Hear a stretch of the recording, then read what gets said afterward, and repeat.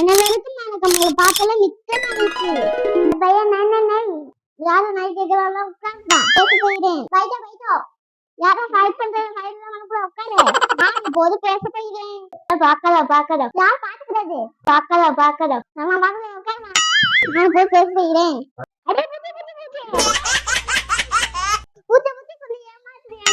நான் சொல்லி பேச போயிடுறேன். பையன் ஒருத்தன் பேசும்போது நை கேட்கறான்.